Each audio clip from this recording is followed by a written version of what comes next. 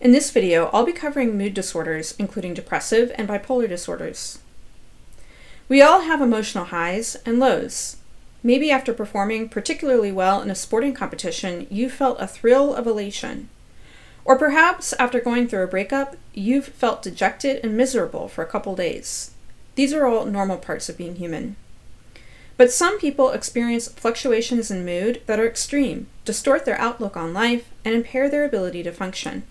Specifically, mood disorders are characterized by severe disturbances in people's mood and emotions, most often depression, but also mania and elation. Mood disorders fall into two general categories: depressive disorders and bipolar disorders. I'll talk about depressive disorders first. Depressive disorders are a group of disorders in which depression is the main feature, the most commonly known being major depressive disorder. Major depressive disorder is characterized by the presence of depressive episodes. During a depressive episode, the person feels depressed most of the day, nearly every day. The person may also experience anhedonia, or a lack of interest and pleasure in usual activities. Other symptoms include weight loss or gain, changes in appetite, changes in sleep, and feelings of worthlessness. You can see the specific DSM-5 criteria listed here on this slide. To qualify for a diagnosis of depression, the person must present with at least 5 symptoms, at least one of which must be either depressed mood or anhedonia, for at least 2 consecutive weeks. Depressive episodes can last anywhere from a few weeks to a few months. The majority of people, though, around 70%, recover from a depressive episode within 1 year. Some people with major depressive disorder may only ever experience one depressive episode in their life. However, the more depressive episodes that a person experiences, the greater the likelihood that another episode will occur again at some point in the future. For example, those who have had 2 previous episodes have a 70% chance of having a third, and those who have had 3 previous episodes have a 90% chance of having a fourth. What causes major depressive disorder? As I discussed in the previous video, the causes of many psychological disorders, including depression, are complex and still not fully understood. However, also as mentioned in the previous video, one prominent line of research has examined the relationship between depression and neurotransmitter dysfunction, particularly with regards to serotonin, but also norepinephrine and dopamine. On the surface, it does make sense that depression might be linked with these neurotransmitters. If you remember from Module 3.3, they're involved in many of the same bodily functions that are disrupted in major depressive disorder, including mood, sleep, arousal, and appetite. And indeed, increasing serotonin activity does appear to be beneficial for treating the symptoms of depression for many individuals with the disorder. For example, the most common class of medications used to treat major depressive disorder are SSRIs, which stands for serotonin-specific reuptake inhibitors. SSRIs inhibit the reuptake of serotonin molecules back into the presynaptic neuron.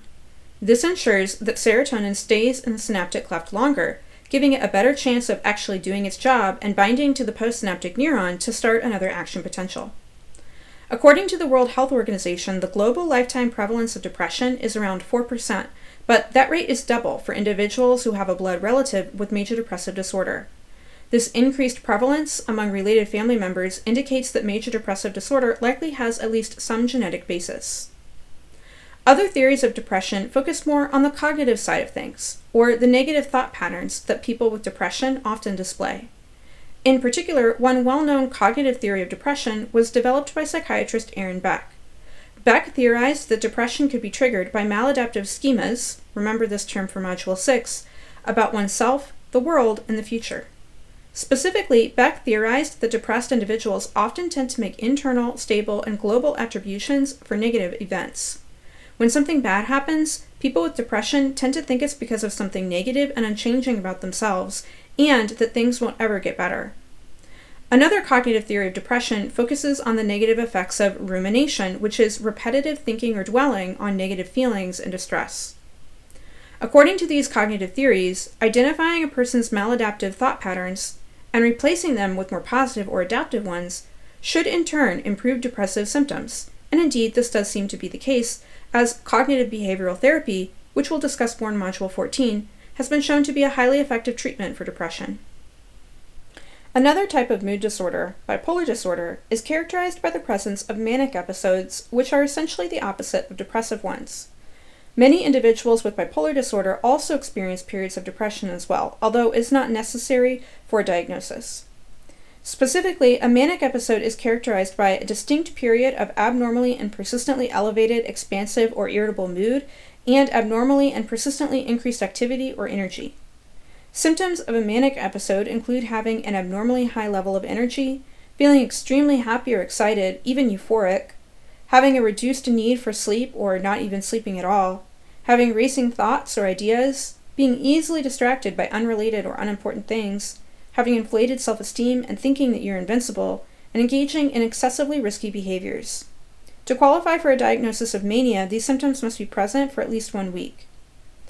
At this point, it's important to note that manic episodes are not just feeling happy. In fact, manic episodes can often be just as debilitating as depressive ones.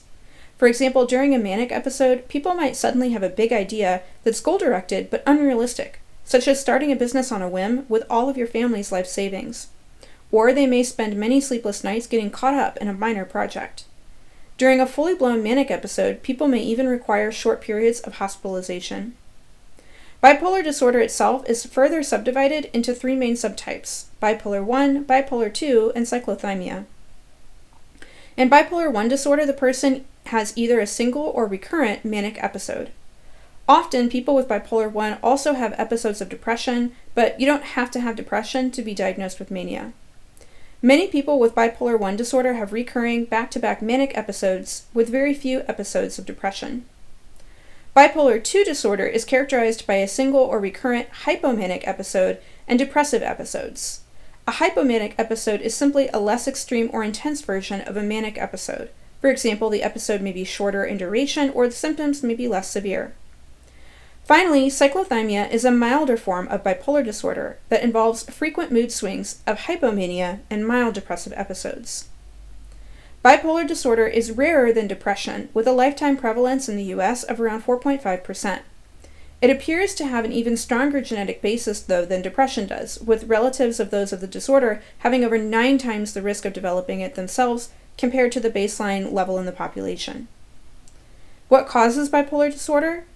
Bipolar disorder is also linked to dysfunction with some of the same neurotransmitters as depression. However, simply giving antidepressants to a person with bipolar disorder can backfire, as it may simply result in increased manic episodes. Instead, the most common medical treatment for bipolar disorder is mood-stabilizing drugs such as lithium.